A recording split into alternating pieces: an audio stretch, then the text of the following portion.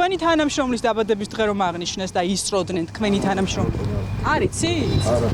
ასოქ პასუხობს მარნეულის პოლიციის უფროსის მოადგილე სავარაუდო დანაშაულზე, რომელშიც მისი თანამშრომლები ფიგურირებენ. გომელაურის უწყების ყველა პოლიციელი, რომელიც წუხელ მარნეულის ცენტრში მომხდარი დაპირისპირების ფიგურანტია, ამ დრომდე ხელშეუხებელია. არც სპეციალური საგამოძიებო სამსახური და არც გენერალური ინსპექცია არ დაინტერესებულა, ვინ და რატომ ისროდა მიჯრით რესტორანში.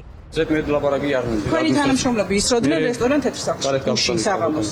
იცით ამის შესახებ? არ ვიცი. ვიდეო არსებობს, სადაც ბევრი გასწრება. ბატონო, მიმართეთ ჩვენი პრეს-ცენტრს კალბატონო. რატო არ ჩახვედით ადგილზე და რატო არ შეისწავლეთ ტერიტორია? თქვენი თანამშრომლები ისროდნენ გუშინ ჰაერში. ნორმალურია ეს ფაქტი? გარეთ გაბრძანეთ. გეკითხებით. ხო, გარეთ გაბრძანეთ. ნორმალურია ეს ფაქტი? არა მაქვს ინფორმაცია. წუხელ ვისი დაბადების დღე აღნიშნეთ რესტორან თეთრსახლში?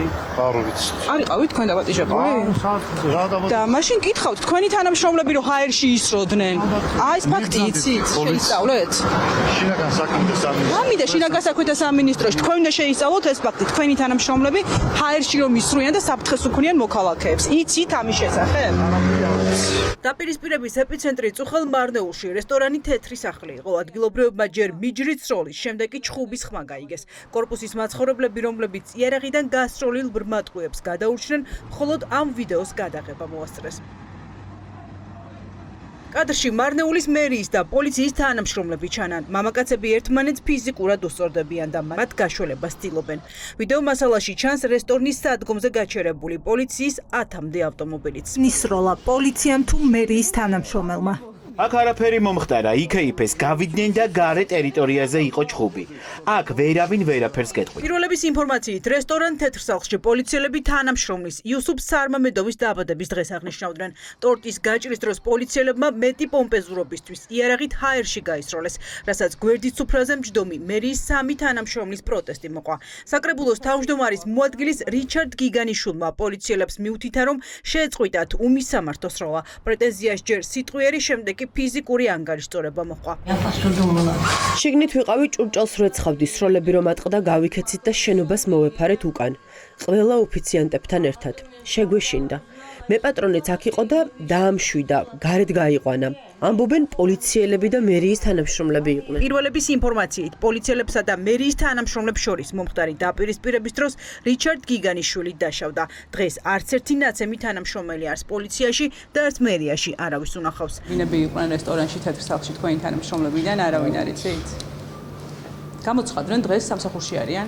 მე არ ვიცი, მე რატომ ეკითხებით? ყველაფერი იცით? მე მერი ხო არა ვარ. მერი რა შუაშია? მერიც იყო ადგილზე? არ ვიცი, მე და კითხეთ აგერ. თქვენ თანამშრომლებთან მინდა გასაუბრება აი წუხელ ინციდენტში რომ მონაწილეობდნენ იქ თეთრსახლში და არის შესაძლებელი რომ გავესაუბრო მათ?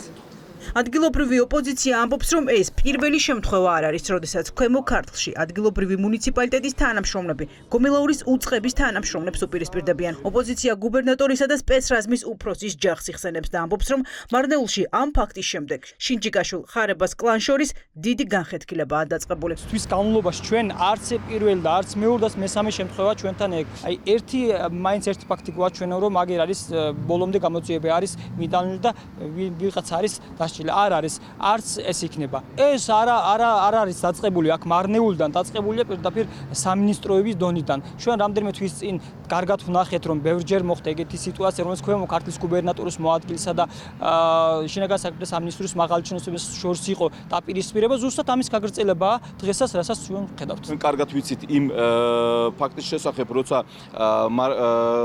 ქვემო ქართლის გუბერნატორის მოადგილე და ეგრეთ წოდებული ხარებას ერთმანეთს ჩხუბი კი არ მომხდარა, გრძელდება, ესე რომ ვთქვათ, სერიალისავით. მარნეულში პოლიციელი თავის თავს როგორც ვეზირსაც ფიქრობს, მუნიციპალიტეტის მერი ფადიშახაც ფიქრობს თავის თავს და ერთმანეთის შორის შეიძლება მომხდარი სიტყვიერი დაპირისპირების გამო აი ესეთი რაღაცები ხდება. სახეზეა ორი დანაშაული. პოლიციელების მხრიდან უფლებამოსილების ბოროტად გამოყენება და ცემა. არც ერთ შემთხვევაზე გამოძიება დაწყებული ამ დრომდე არ არის.